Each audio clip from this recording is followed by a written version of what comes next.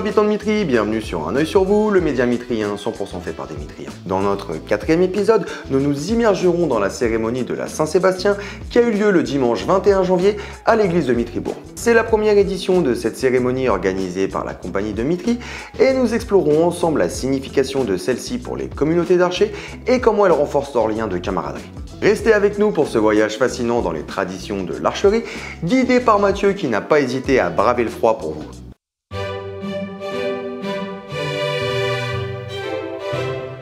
Merci Vincent et bonjour Mitry. Pour cet épisode d'Un œil sur vous, nous allons explorer la cérémonie de la Saint-Sébastien, le protecteur des archers. Cette cérémonie se déroule derrière moi à l'église de Mitrybourg. La plupart des clubs et compagnies de la région ont été invités. On y va?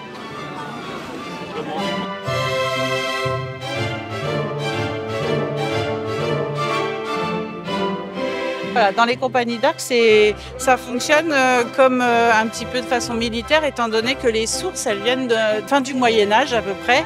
Chaque bourgeois, en fait, appelait des bourgeois pour pouvoir sauvegarder les villages ou les cités.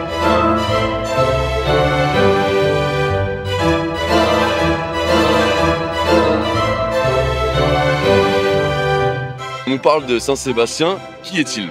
C'est le protecteur, le saint patron des archers. En fait, quand il a été condamné à mort, pour être tiré.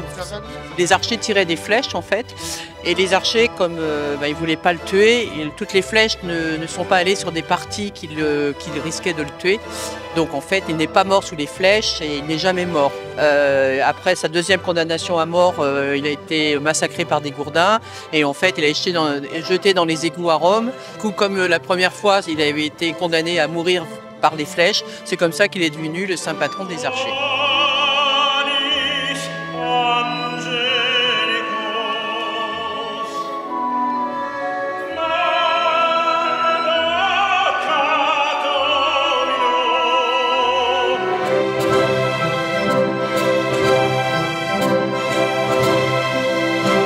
Porte-drapeau, au roulement de tambour, veuillez baisser vos drapeaux.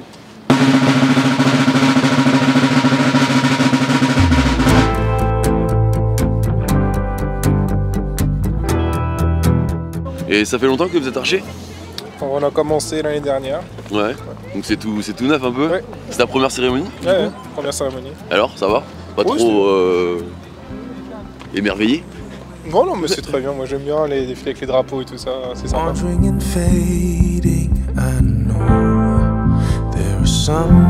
Alors, du coup, on fait quoi là? On va saluer les buts. Saluer les bustes, d'accord? D'accord. Donc vous avez une butte de chaque côté. Ok. Puisque sur le jeu de morceaux, on tire une flèche dans un sens, une flèche dans l'autre. Très bien. D'accord. Et donc là, on est dans l'allée du roi. Et on va s'arrêter devant une carte. Et on va la saluer. Comme ça. D'accord. D'accord. Comme ça, en la regardant toujours. D'accord. Très bien.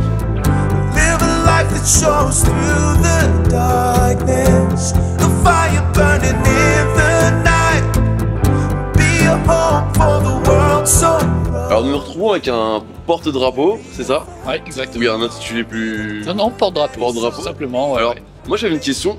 Comment vous êtes désigné porte-drapeau? Alors, c'est un choix au niveau de la compagnie. Et effectivement, il faut qu'il y ait une personne qui porte le drapeau. Donc, chaque année, on a un bal oiseau. On détermine un bureau avec différents postes. Et dans ce bureau, il y a le porte-drapeau. Donc, on décide tous ensemble qui sera le porte-drapeau de la compagnie. C'est un simple vote alors? Exactement. On vous appelle les écharpés. Pourquoi on vous appelle les écharpés? L'écharpé de connétable, c'est une distinction comment on va dire, service rendu. Service rendu à la compagnie. Je demandais pourquoi vous aviez 3 écharpes et est-ce qu'on pouvait en avoir plus? Donc, oui, si je voulais, je pourrais. Voilà. Je pourrais avoir le capitaine, je pourrais avoir empereur, si j'arrive à le faire tomber une 3e fois. Et là, j'ai maître d'armes en plus, moi. D'accord. Maître d'armes, c'est un tir entre chevaliers. En fait, c'est la famille de Laurie qui organise un concours uniquement entre chevaliers. Et c'est le chevalier qui fait le plus beau coup qui est nommé maître d'armes de l'année. Alors, Jean-Guy, c'était une très belle première cérémonie que vous avez organisée. Pas trop compliqué, pas trop de stress? Disons qu'on est sur le projet depuis 1 an à peu près, donc le stress, maintenant il est descendu, comme vous pouvez l'imaginer. Mais pendant 1 an, heureusement grâce à la municipalité qui nous ont mis tous les moyens pour que le projet aboutisse en fait.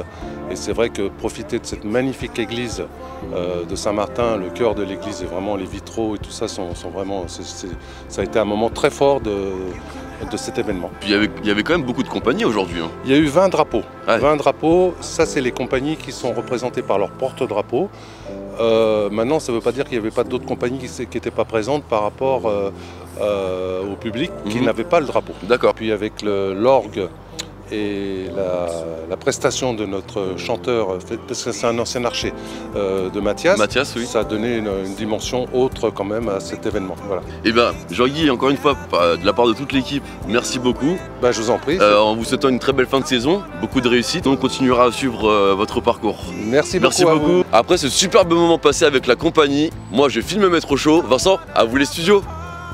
Merci Mathieu, merci Jean-Guy et merci à toutes les compagnies d'archerie de nous avoir ouvert les portes de ce moment privilégié. Et n'oubliez pas, vous aussi, vous pouvez participer et mettre en lumière vos actions en nous écrivant un mail à cette adresse afin de mettre un œil sur vous. Sur ce, restez vous-même. Ciao!